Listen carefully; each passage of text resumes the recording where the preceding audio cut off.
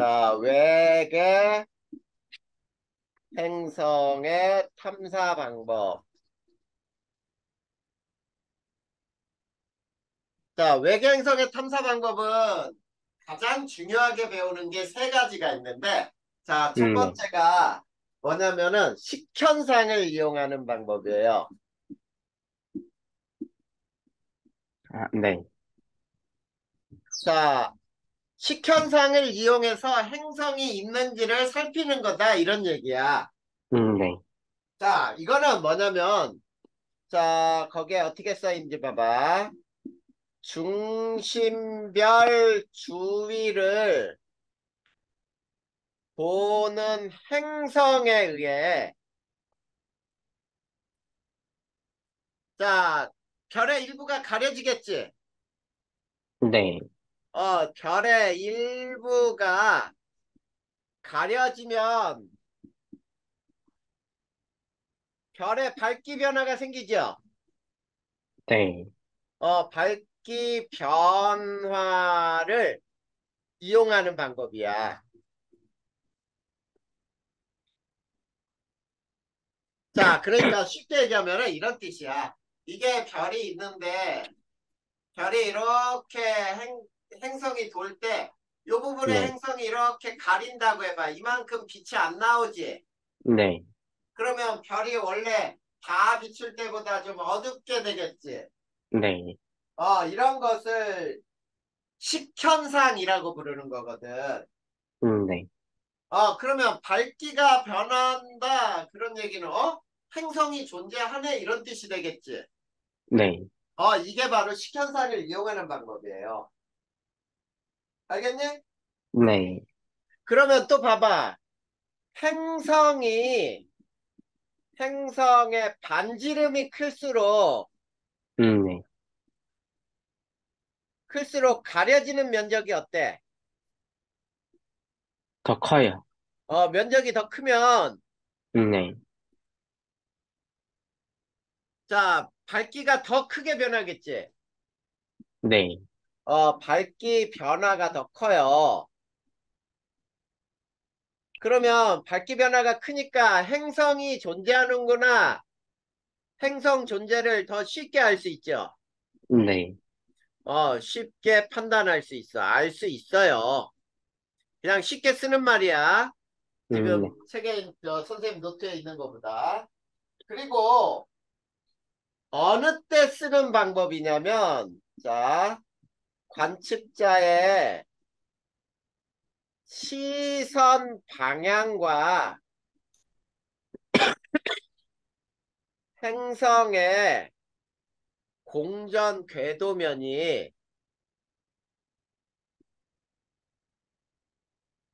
나란할 때 가장 효과적이에요.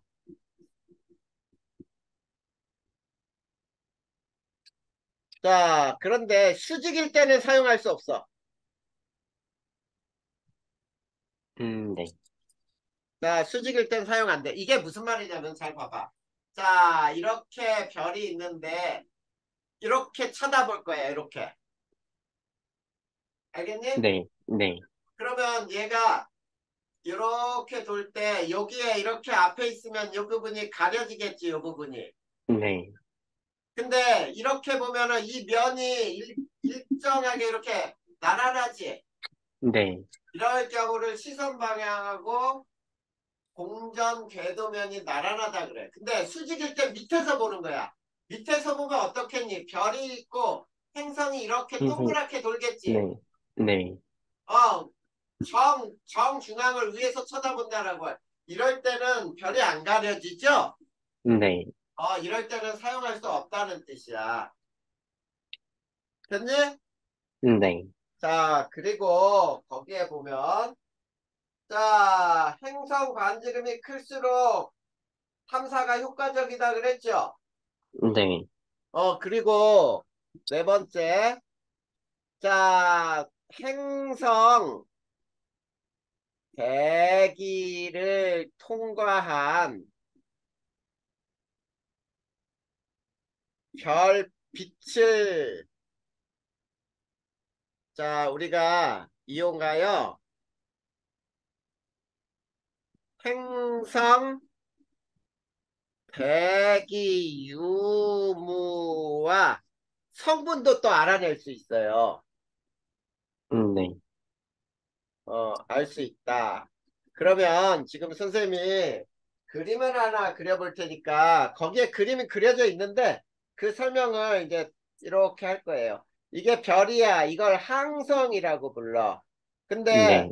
이렇게 행성이 이렇게 돈다고 해봐. 네. 여기에서는 안 가려졌지. 네. 근데 안으로 들어가면서부터 가려지기 시작해서 이게 쭉 지나갈 때 여기까지는 계속 똑같은 면적이 가려지겠지. 네. 자, 그거를 이제 이게 시간이고 여기가 밝기인데 밝기가 별이 쭉 일정하다가 들어가면서 점점 어두워져. 그러다가 네. 완전히 계속 어둡다가 다시 빠져나오면서 점점 밝아지다가 또 이렇게 돼. 네. 자, 그랬을 때, 자, 여기에서, 자, 요걸 결정하는 건 뭐가 결정할까? 요거는. 그 별을 지나가는 행성이 결정이. 행성의, 행성의 크기? 그렇지, 행성의 반지름. 네. 행성 반지름이 결정하죠? 네.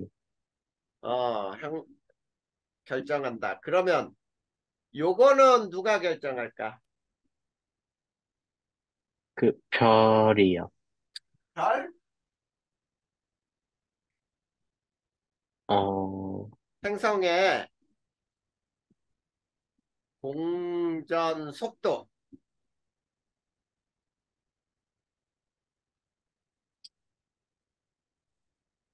행성이 빨리 돌면 가깝게 있어서 빨리 돈다고 해봐. 그러면 저 시간이 짧을 거 아니야. 네.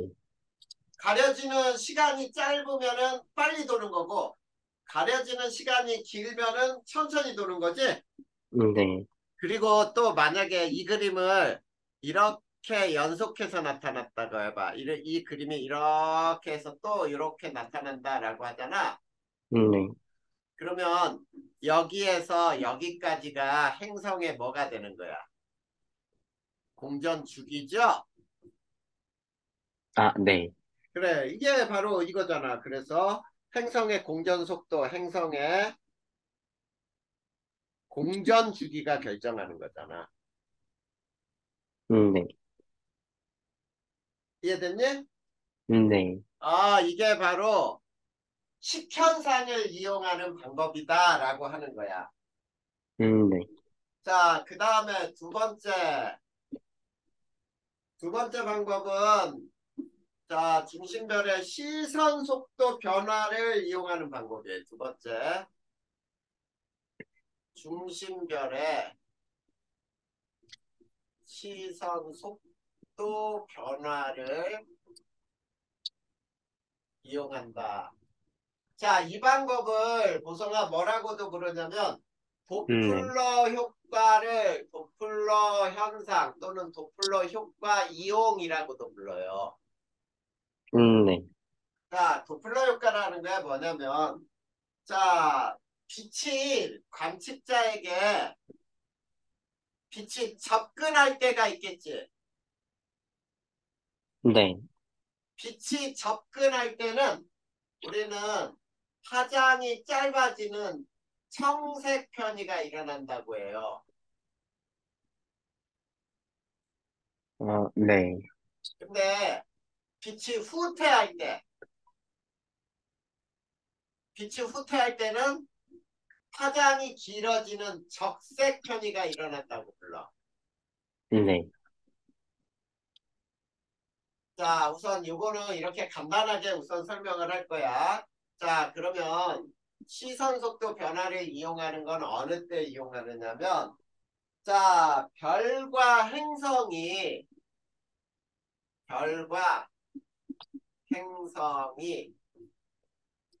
공통 질량 중심으로 중심을 중심으로 서로 공전할 때, 서로 공전할 때 사용하는 방법이에요. 이용하는 방법. 네, 자, 별도 돌고, 별 주위를 행성도 돌고, 이런 얘기지. 네, 그러면 중심별이, 이제 봐봐. 중심별이 공전함으로 관측자에 접근할 때와 관측자와 멀어질 때가 생기겠지. 네, 그래. 즉, 관측자에 후퇴하는 경우가 생겨요.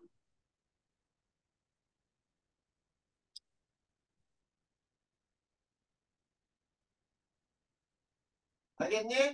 네, 자, 이럴 때 중심별에 파장 변화가 생긴다는 얘기야. 네, 이해됐어? 네, 그래. 그리고 자, 도플러 효과가 생기면서 이제 세 번째 잘 봐. 여기에 행성의 질량이 클수록 행성의 질량이 이 별에 행성이 존재하는데 행성의 질량이 클수록 자, 편의량이 더 커져요. 네, 자, 쉽게 얘기하면은 도플러 효과가 더 크게 발생한다라고 불러요. 네, 이거를 또 뭐라고도 부르냐면 시선 속도 변화가 더 크게 발생한다라고도 설명을 해. 네, 이해됐어? 네, 그리고 자, 네 번째. 자, 별과 공통질량 중심이 멀수록 자, 이 얘기는 행성 질량이 클수록이라는 말로 바꿀 수 있어. 멀수록 더 효과적이에요.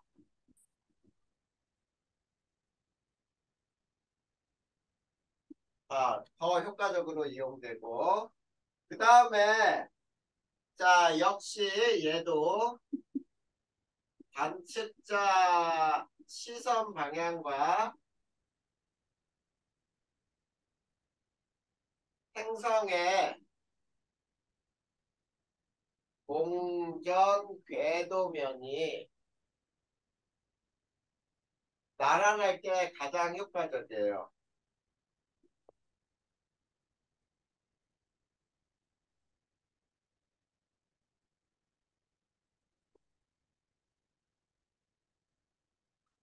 알겠니? 네, 자, 그런데 이제 선생님이 여기서 그림으로 설명을 해볼 거야. 잘 봐. 자, 공통질량 중심으로 별도 돌고, 그 다음에 행성도 돈다 그랬지? 네, 자, 이렇게 되는 거예요. 이거 잘 생각해야 돼, 여기에서. 근데 이렇게 이게 행성이 돈다라고 해보고, 요거를 조금 더 정확하게 그릴까? 원으로.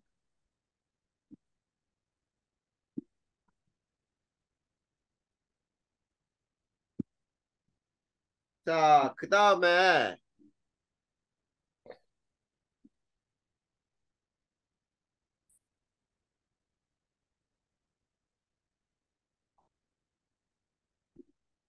자, 이렇게 그려놓고 하자. 자, 요게 공통질량 중심이야. 그 다음에 요 안에서 도는 게 별이에요, 별. 네, 그리고 요 밖에서 도는 게 행성이야. 알겠니? 네, 근데 이거는 위에서 쳐다본 모습인데 관측자가 여기 있다고 보자. 관측자. 이렇게 관측자가 있어. 자, 그럴 때 별하고 행성은 있지, 보성아.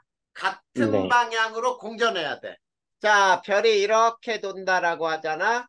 그러면 네, 행성은 이렇게 돌아야 돼. 같은 네, 방향으로 돌아야 돼요. 자, 네, 그럼 봐봐. 별이 여기 있을 때를 T1이라고 하면 행성은 여기 있을 때가 T1. 별이 여기 있을 때를 T2라고 하면 행성은 여기에 T2.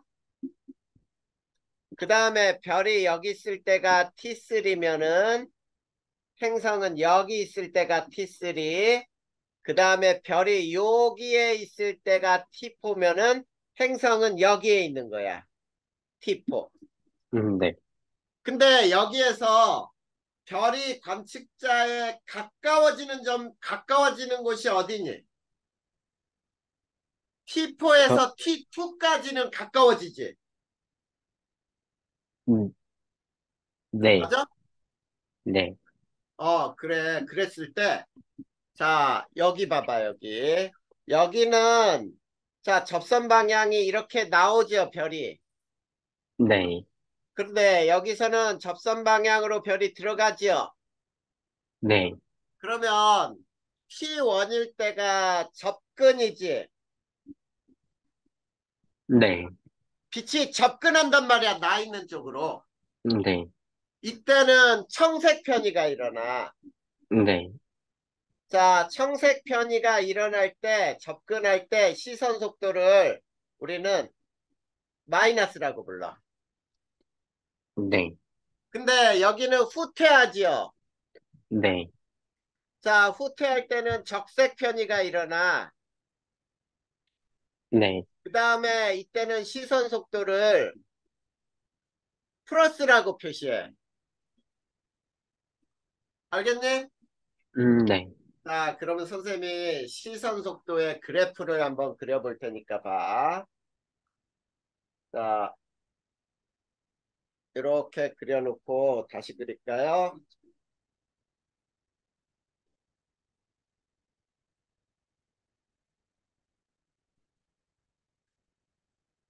자, 여기가 시선 속도, 이쪽이 플러스 0, 여기가 마이너스. 근데 이렇게 그려졌다고 보자. 네, 자, 이렇게 그려질 때, 자, 시선 속도가 제일 플러스로 크지요? 네, 이 점이 어디냐면 T3야. 네, 그러면 여기가 T2가 되겠죠? 네, 그러면 여기가 T4죠? 네, 그 다음에 여기가 T1이야. 시선 속도가 가장 작을 때 T1. 그리고 여기가 T2. 다시. 알겠니? 네, 저 위치상으로 나타낸 거야. 네, 그래서 T2에서 T2까지가 공전 주기가 되는 거지. 네, 별과 행성의 공전 주기는 같아요. 여기서 꼭 알아야 되는 게, 자, 별과, 이것도 써줄까요? 별과 행성의 공전 주기는 같아. 행성이 한 바퀴 돌 때 별도 공통질량 중심을 한 바퀴 돌아요. 네, 이해됐지? 자, 근데 네, 이거를 식현상을 이용할 수도 있어. 네, 이용할 수도 있다. 그러면 어떨 때 식현상이 일어나는지 봐봐. 자, 보성이 네가 생각해봐. 자, 별이 가려지는 위치가 행성이 앞에 있고 별이 뒤에 있을 때겠지. 네. 어느 때 가려지니? 그러면 그 T4일 때예요. 그렇지. T4일 때. 앞에서 관측자가 보면 T4일 때 행성이 가깝게 있고 별이 멀리 있을 때 딱 가려질 수 있잖아, 순간. 네, 맞아? 네, 그래서 여기가 밝기를 보면은 밝기가 이렇게 됐다가 있지.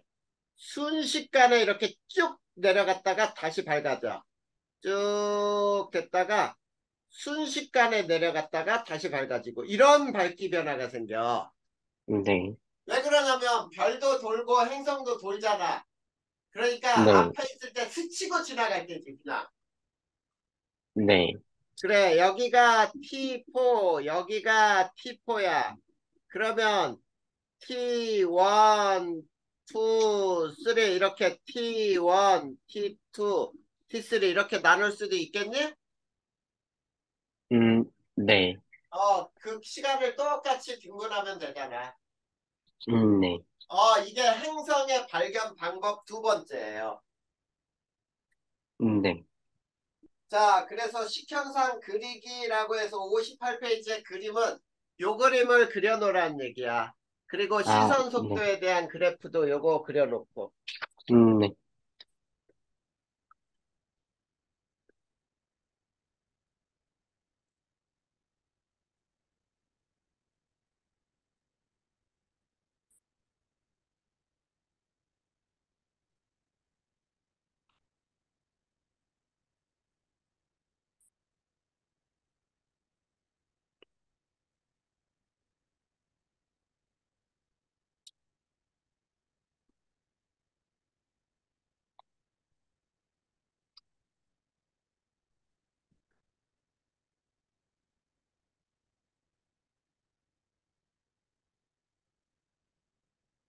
됐나요? 잠시만요.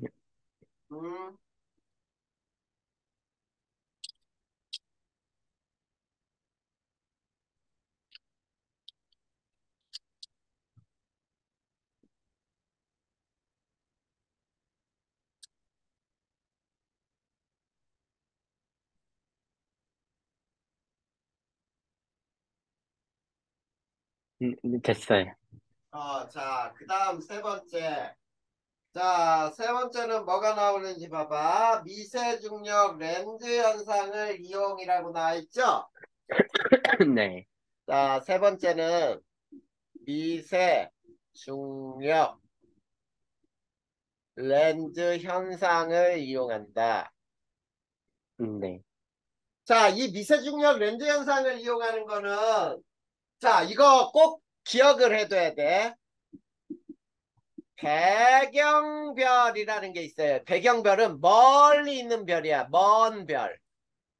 네, 배경별의 밝기 변화를 측정하여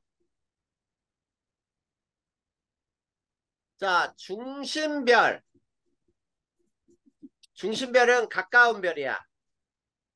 네, 중심별에 행성이 있는지 행성이 있는지를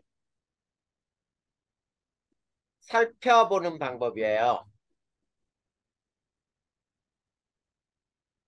자, 그랬을 때 두 번째 배경별의 밝기는 가장 밝을 때가 한 번만 나타나. 가장 밝은 때가 한 번만 나타나요. 네, 그렇기 때문에 이 미세중력 렌즈 현상을 이용할 때는 계속적으로 관찰을 할 때만 발견이 가능해. 네. 자, 그러면 자, 보성아 생각해봐. 하늘을 24시간 잠도 안 자고 계속 쳐다볼 수 있어 없어? 없어요. 그래, 계속 쳐다볼 수 없기 때문에 가장 발견 수가 적겠지. 네, 발견 수가 적어요.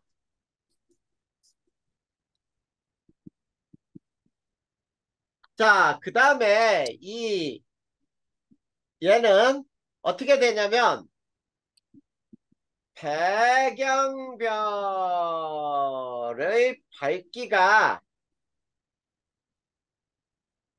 자, 중심별의 행성이 있을수록 네. 밝기가 중심별에 행성이 있으면 불규칙적으로 나타나요. 무슨 말인지 알겠니? 네. 그리고 자, 여기에서는 관측자 시선 방향하고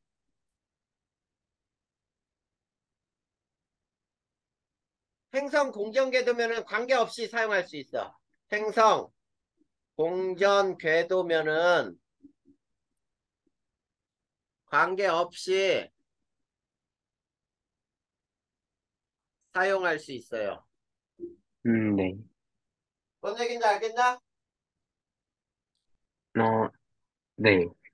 그러면 우리가 중심별이 뭐고 배경별이 뭔지 선생님이 이제 얘기를 해줄 건데, 자, 여기에 지구가 있어. 그리고 멀리 있는 별이 있어요. 여기 먼 별이야. 자, 먼 별을 우리는 뭐라고 부른다고요? 배경별이요. 이게 배경별이야. 근데 지금 멀리 있는 별이 지구로 들어올 수 있는 빛은 이렇게 진행하는 빛만 지구로 올 수 있지. 네.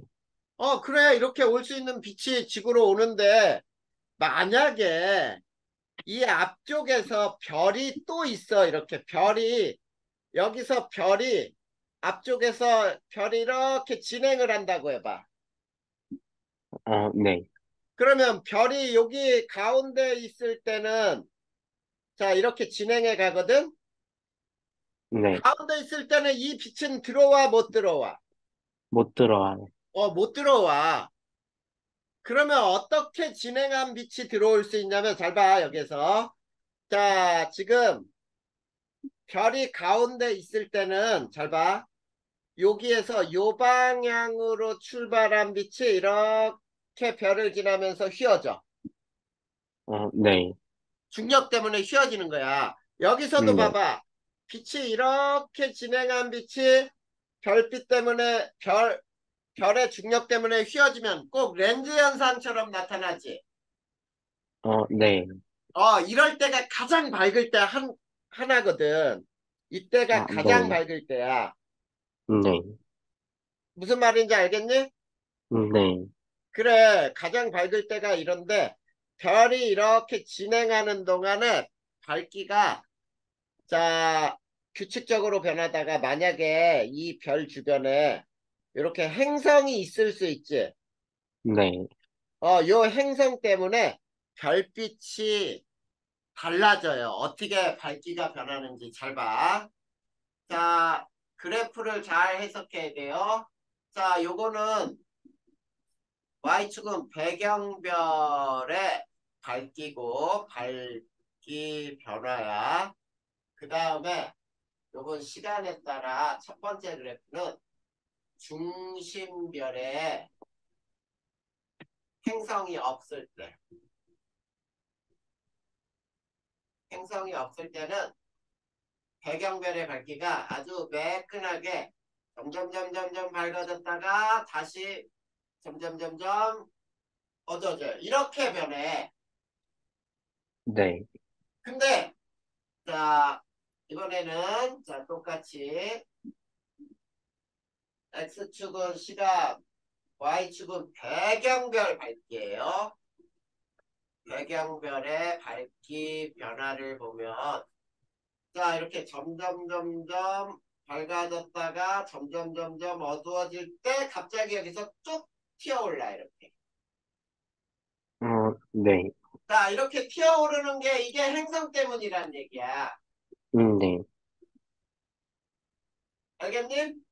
네. 자 그래서 이거는 중심별의 행성이 있을 때지. 네. 행성이 있을 때 배경별의 밝기 변화는 이렇게 변하더라 이런 얘기예요. 네. 자 그러면 됐냐? 네. 거기에 그림에서는 별이 아래에서 위로 진행 방향 이렇게 나와 있죠? 네, 그리고 밝기 변화가 세로로 그려져 있지? 네. 그리고 가운데 봐봐. 가운데 배경별이 가장 밝게 보이죠? 까만데 이렇게 밝은 점점점점 찍혀 있는 게 있잖아. 어, 옆으로 그려진 거예요. 자, 아, 이런 식으로 그려진 거에 네. 여기에 보면은 까만 곳에 여기에 하얀색이 점점 점점 이렇게 아, 그려진 점, 여기가 네, 제일 밝은 점이잖아. 네, 알겠지? 네, 이렇게 해서 세 가지 방법이 가장 중요하게 사용돼. 그 다음에 네 번째 방법은 직접 관찰하는 방법이 있어요. 네 번째. 직접 관찰. 자, 그런데 직접 관찰은 너무 먼 별은 사용할 수가 없어요. 알겠니? 네, 너무 멀리 있는 별은 사용할 수가 없고, 그 다음에 별빛을 가려서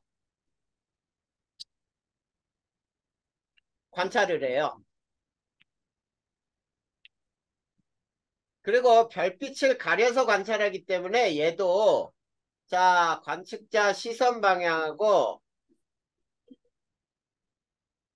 시선 방향과 행성 공전 궤도면은 행성 공전 궤도면은 관계없어요. 네, 관계 없다. 없이 사용할 수가 있어. 자, 이게 무슨 말인지 봐봐. 자, 여기에 별이 있고 별 주변을 이렇게 행성이 이렇게 돈다고 보자, 행성. 근데 여기에 네, 지구가 여기에 있어. 네, 별빛이 너무 강하니까 우리가 관측하기가 어렵잖아. 네. 그치? 여기에 차단막을 세워. 차단막을 세우면은 이 별빛은 들어올 수 있을까? 지구에? 아니요, 못 들어오지? 네, 근데 잘 봐. 이 별에서 행성에 이렇게 어, 행성에 별빛이 반사돼서 지구로 이렇게 들어올 수는 있지. 네, 여기도 마찬가지야. 여기에 있을 때 별빛이 이렇게 반사돼서 이렇게 들어올 수 있잖아. 네, 그러면은 측정할 수가 있잖아. 쟤는 행성에 반사돼서 빛이 들어왔네? 그러면 행성이 있는 거네? 이렇게 알 수 있는 거 아니야. 네, 이런 거를 직접 관찰이라고 불러요. 아, 네, 됐죠? 네, 자, 이게 외계 행성이 존재하는지를 살피는 방법이었어. 자, 제목이 뭐였냐면 잘 봐. 외계 행성이 있느냐 없느냐를 알아보는 방법이었죠. 네, 근데 이제 그 행성에 외계 생명체, 외계 생명체 탐사는 어떻게 할 것이냐 이런 네, 얘기거든. 근데 네, 외계 생명체 탐사는 있지. 우리 이렇게 알아두면 더 편해. 지구에 생명체 살고 있지. 네, 그러면 지구에 왜 생명체가 살 수 있는지 그 조건을 보면 자, 지구와 똑같은 환경이 된다면 외계 생명체도 살 수 있지 않을까? 이런 얘기할 수 있겠지. 네, 그거야. 그래서 이거를 살펴보는 거예요. 자, 이거는 지구에 생명체가 존재하는 이유를 알면 외계 행성계에 생명체가 존재할 수 있는 생명체가 존재할 수 있는 환경을 유추할 수 있죠. 네, 유추할 수 있다. 그래서 이렇게 되는 거야. 자, 지구와 똑같은 환경이 만들어진 어떤 행성이 있다. 그러면 거기에는 생명체가 살 확률이 있다. 이렇게 볼 수 있는 거지. 네. 그래, 그거예요. 자, 첫 번째가 뭐냐? 지구에 생명체가 존재하는 첫 번째는, 자, 액체 상태 물이 존재한다. 이런 얘기예요. 네. 액체, 이게 가장 중요한 거야. 액체 상태 물이 존재한다. 그러면 지구에는 액체 상태 물이 존재하죠. 이거를 생명 가능지대에 있다라고 부르거든. 네. 생명 가능지대에서는 물이 액체 상태로 존재해요. 그러면 왜 액체로 존재할까라는 조건을 한번 생각해봐. 왜 액체로 존재하겠니? 어, 뭐 어려워. 지구와 태양이 적절한 거리에 떨어져 있어요. 네. 거리에 있다. 얼마에 있느냐? 지구는 1AU라 그래서 1AU, 1천문단위, 1억 5천만 킬로미터에 떨어져 있어요. 네. 그러면 자 이런 거야. 만약에 현재보다 가깝다. 자, 태양에 가까워지면은 네. 물은 무슨 상태로 존재해? 기체 상태로. 그렇지, 기체로 존재하는 거예요. 네. 가까우니까 더 뜨거울 거 아니야. 네. 그 다음에 현재보다 더 멀면 물은 무슨 상태로? 고체 상태로 변해. 얼음, 고체 상태로 존재해요. 그러면 생명 가능지대에서 벗어나는 거지. 네. 그래요. 그것 때문이야. 그 다음에 물이 액체로 존재하면은 좋은 점이 뭐냐면 물은 비열이 커요. 네. 비열이 크다는 걸로 우리가 생명체에 유리한 점은 뭐냐면 체온 유지에 좋고 체온 유지에 유리하단 말이야. 우리 자 몸이 차가운 곳으로 간다고 갑자기 온도가 떨어지나? 아니요. 아니잖아. 따뜻한 곳으로 네. 가면 갑자기 물의 온도가 막 우리 몸의 온도가 높아지거나 그러지 않지. 네. 그게 바로 물의 비열이 크기 때문이야. 그리고 또 물은 증발열이 커요. 네. 자, 증발할 때 많은 열을 뺏어가 우리 땀으로 체온을 조절하죠. 네. 이런데 유리하지. 그 다음에 네 번째, 물은 극성 물질로 많은 물질을 녹여요. 네. 많은 물질을 잘 녹인다. 그래서 자, 혈액은 대부분 어때? 물로 돼 있죠. 네. 그래, 물로 구성이 되어 있고 많은 물질을 녹여 운반하지. 네. 그래서 우리가 살아갈 수 있는 거잖아. 네. 이런 것들이 바로 이 액체 상태에 물이 존재하기 때문에 생명체가 존재하는 유리한 점이에요. 네. 이해됐니? 네. 이 정도 알아두면 돼. 그 다음에 두 번째. 그리고 이제 가장 또 중요한 게 태양의 수명이 충분히 길어. 자, 태양은 약 90억 년 중에 네. 지금 46억 년이에요. 네. 그러니까 앞으로도 더 태양은 존재할 수 있다는 얘기죠. 네. 자, 그러기 때문이야. 그러면 태양의 수명이 충분히 길면 왜 생명체가 존재하기 유리하냐면 봐봐 이런 거야. 자, 생명체가 지구에 출현 후에 네. 진화하는데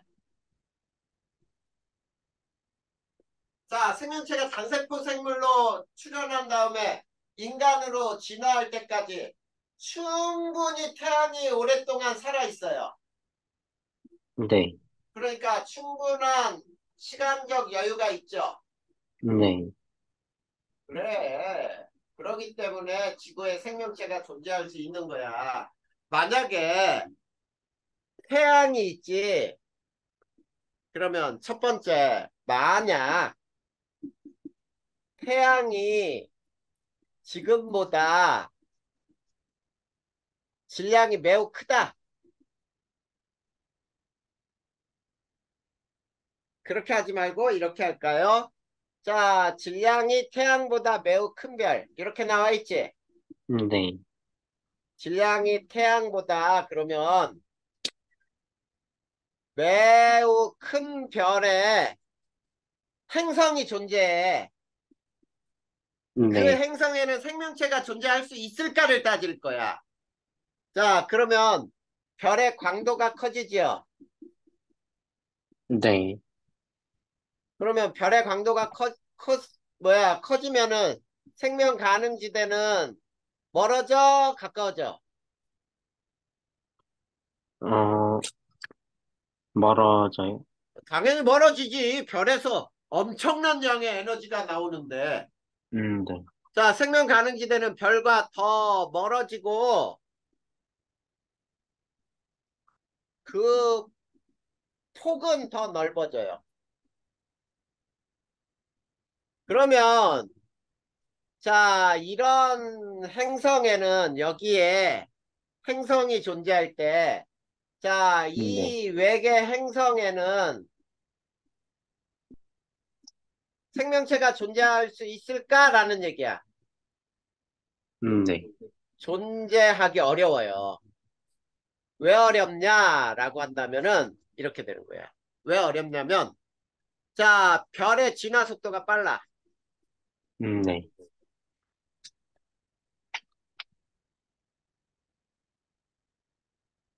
자, 우리 배웠죠? 주계열성에서는 별의 질량이 클수록 진화 속도가 빠르다 그랬지?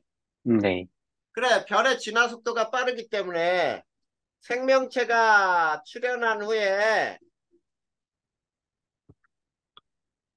자, 진화하는데 시간이 부족해요. 네, 진화하기까지 시간적 여유가 없어요. 네,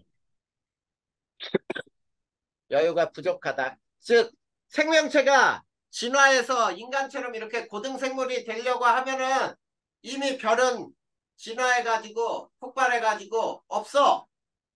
네, 그러면은 생명체가 살아갈 수가 없죠. 그러면 두 네, 번째.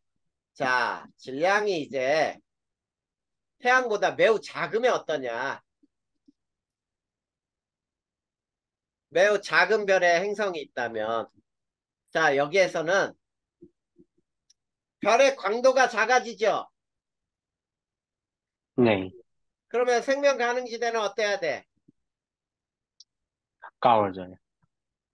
별과 더 가까워져요. 별과 더 가까워지고 그 폭은 더 좁아져요. 네, 자, 폭이 좁아지는데, 자, 이런 행성에는 어떤 일이 발생하냐면 행성이 별과 가까워지잖아. 네, 달하고 비슷해져. 뭐가 있냐면 공전 주기와 자전 주기가 같아져요. 네, 그러면 뭐가 사라지냐면 밤낮이 사라져요. 밤낮의 변화가 사라져. 네, 자, 그러면 밤인 곳은 계속 밤이고 낮인 곳은 계속 낮이야. 그러면 있지. 네, 별빛을 받는 쪽은 계속 뜨겁고 별빛을 안 받는 쪽은 계속 춥다는 얘기야. 네. 그러면 그런 곳에서 생명체가 존재하기 쉽겠어? 어렵겠어? 어려워요. 어렵다는 얘기예요. 네, 이게 첫 번째, 두 번째에 대한 얘기야. 태양의 수명이 충분히 길다. 그 네, 다음 세 번째, 지구에는 적절한 두께 대기가 있죠. 네, 대기가 있어요. 대기가 있어야 생명체가 존재할 수 있다는 뜻이야. 그러면 네, 대기의 역할은 뭐냐? 적절한 온실 효과. 온실 효과를 일으키고 그 다음에 운석과 충돌하는 거 막아주죠. 네, 충돌을 막는다. 운석과 충돌을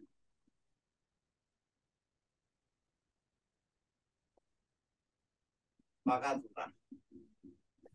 그 다음에 또 무슨 현상을 일으키냐면 자 공식물에 산소를 공급하죠. 네, 산소를 공급하는 역할도 하고 태양의 유해 자외선을 차단하죠. 네, 이런 역할들을 하는 거 됐니? 네, 그 다음에는 그냥 읽어봐 주면 돼. 공정궤도 이심률이 작아요.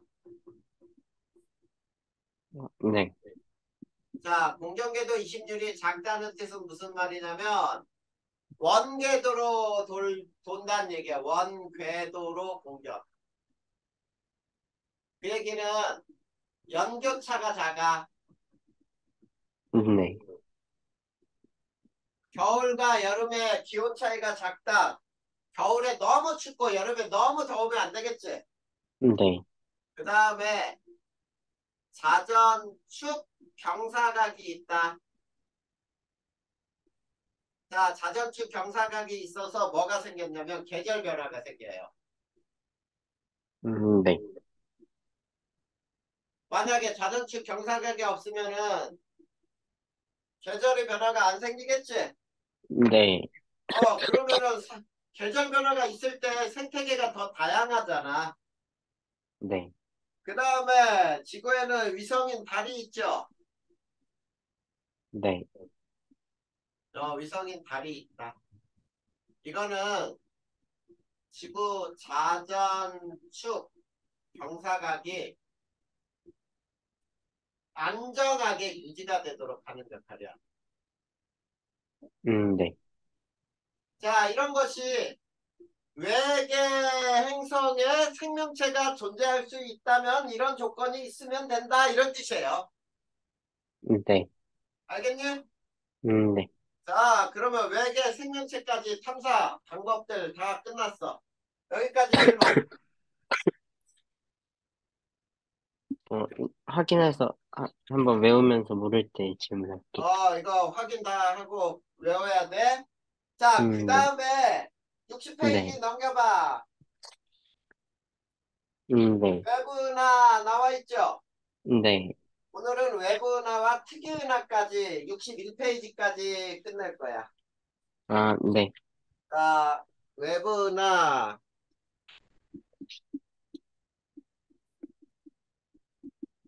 자, 외부나가 뭐야? 우리 은하 밖의 은하죠? 우리 은하 밖의 은하를 외부 은하라고 불러요. 네, 자, 허블에 의한 은하의 허블에 은하 분류가 있어요. 자, 허블의 은하 분류 요거는 네 가지가 있어. 허블의 은하 분류는 타원 은하, 나선 은하, 나선 은하에는 정상 나선, 막대 나선, 그 다음에 불규칙 은하. 요게 허블의 은하의 분류야. 네, 자, 그런데 허블의 은하 분류는 자, 이렇게 완전히 동그랗게 생긴 구형으로 생긴 이 제로부터 해서 완전히 이렇게 납작한 이 세븐까지 해서 이걸 타원 은하라고 불러요. 네, 그 다음에 여기에서 S0는 그냥 안 외워도 돼. 거기에 보면은 중심에 이렇게 뭐 이렇게 생겨 있는 거 이거 S0라고 나와 있죠. 네, 이건 안 외워도 돼. 네, 근데 여기에서 이제 봐봐. 이렇게 가는 게 정상 나선 은하라고 분류하는데 정상 음, 나선 은하는 중심이 크고 여기에서부터 팔이 이렇게 많이 휘감겨 있는 게 있어. 네. 자, 이거를 SA형이라고 불러요. 네. 그 다음에 중심이 조금 더 작아졌고, 그 다음에 나선팔이 덜 감겨 있어. 이거를 SB형이라고 불러. 그 다음에 중심이 네. 제일 조그맣고, 나선팔이 굉장히 안 감겨 있어. 이거를 SC형이라고 불러요. 네. 그 다음에 막대 나선은하라고 하는 게 있는데, 막대 나선은하도 중심이 크고, 여기서 막대가 나온 다음에 이 막대에서 나선팔이 가장 이렇게 많이 감겨 있는 게 SBA형. 그 다음에 중심 막대가 중심이 조금 더 작아졌고 막대가 있고 감겨 있는 게 좀 더 덜 감겨 있어. 이거를 네. SBB형. 중심의 크기가 제일 작고 막대가 있고 감겨 있는 게 제일 안 감겨 있어. SBC형으로 나누고 그 다음에 네. 모양이 불규칙한 불규칙 은하 이렇게 네 가지로 분류하는 게 바로 허블의 은하의 분류 방법이야. 네. 자, 그러면 이제 여기서 타원 은하부터 배우면 되겠다. 타원 은하. 자, 타원 은하는 자, 모양이 구에 가까운, 구에 가까운 이 제로에서 납작한 이 세븐까지 분류를 해요. 네. 그리고 이 타원 은하에는 나이 많은 별들이 주로 많아.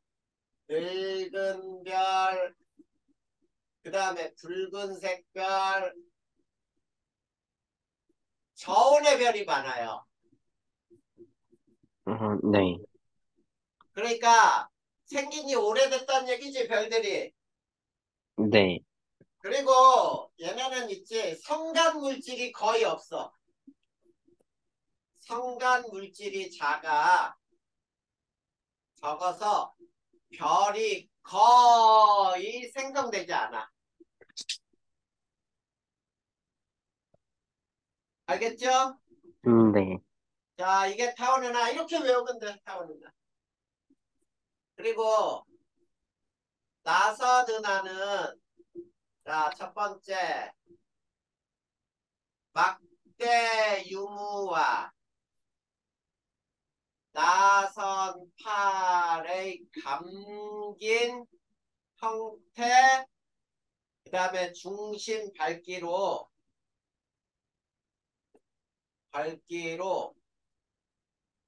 또 분류할 수 있어요.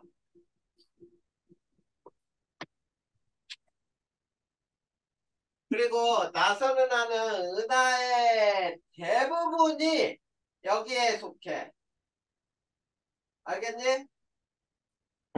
네. 은하 가장 많은 형태로 많은 가장 많이 존재한다. 이렇게 하자. 그리고 우리 은하는 막대 나선 은하에 속해요. 알겠죠? 네. 그 다음 네 번째. 중심은 붉은 별, 그 다음에 붉은색 별, 저온의 별이 많아요. 저온에 별이 많고 첨가 물질이 적어.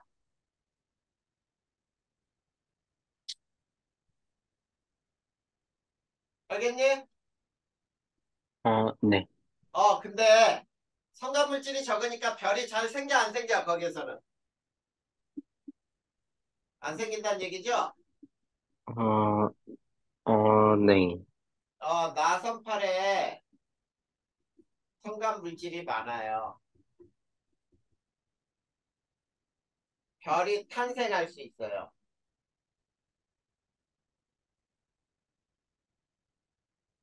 알겠니? 네. 요게 나선은하에 대한 설명이야. 이제 불규칙은하. 자, 불규칙은하는 자 모양이 불규칙해 말 그대로.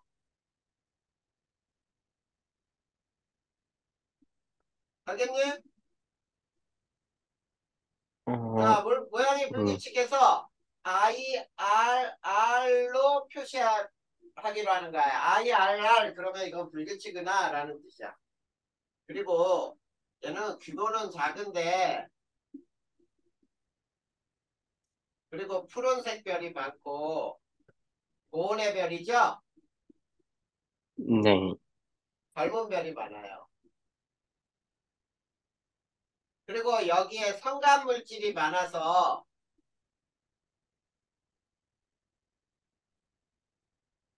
자, 성간 물질이 많아 별이 탄생하기도 하죠. 알겠니? 네. 네, 그러면 자, 요건 다 된 거야. 그러면 허블의 은하의 분류는 끝난 거예요. 선생님, 저기 나선 은하에서요. 어? 나선 은하에서요. 어. 저기 4번에 중심이라 돼 있는 게 여기 프린트에는 은하익이라 돼 있는 거예요? 그래, 은하핵 그게 아, 중심이야, 요게. 네. 은하핵 그게 중심이에요. 핵. 네. 자, 그다음에 이제 특이은하. 자, 그다음 특이은하야. 특이은하. 자, 특이은하는 우선아 거기 있는 대로 외우면 돼. 있는 대로. 네. 자, 맨 처음에 뭐가 나와 있니? 전파 하나 나와 있죠. 그냥 읽을 네. 테니까 잘 봐봐. 자, 거기에서 밑줄 그라는 게 중요한데 밑줄 그는데 전파 은하는 일반 은하보다 수백만 배 이상의 전파를 방출을 하는 게 전파 은하예요. 네. 자, 밑줄 거. 가시방 영역으로 관찰하면 무슨 은하로 관찰된다? 타원 은하요. 거기에 밑줄 그어야 돼. 가시광 음, 영역에서 자, 첫 번째 전파 은하 보면 가시광으로 관찰하면 타원 은하로 보여. 알겠죠? 네. 근데 전파로 관측하면은 뭐가 보이냐면 로브, 그 다음에 핵, 그 다음에 Z가 관찰이 돼요. 그래서 로브는 뭐냐면 양쪽에 이렇게 주머니 모양으로 강한 전파를 나타내는 게 있고 그 다음에 이렇게 로브와 핵을 잇는 이걸 Z라고 하거든. 네. 자, 이 Z는 뭐냐면 물질이나 에너지의 흐름이에요. 자, 그래서 이런 형태로 나타나 이게 바로 전파 은하야. 거기 그림 한번 봐봐. 61페이지에. 네. 마지막으로 보면 타원 은하로 보이는데 전파로 측정했더니 양쪽에 두툼한 주머니 모양 같은 게 있고 가운데 중심부가 있고 그 중심부를 연결하는 Z가 있죠? 네.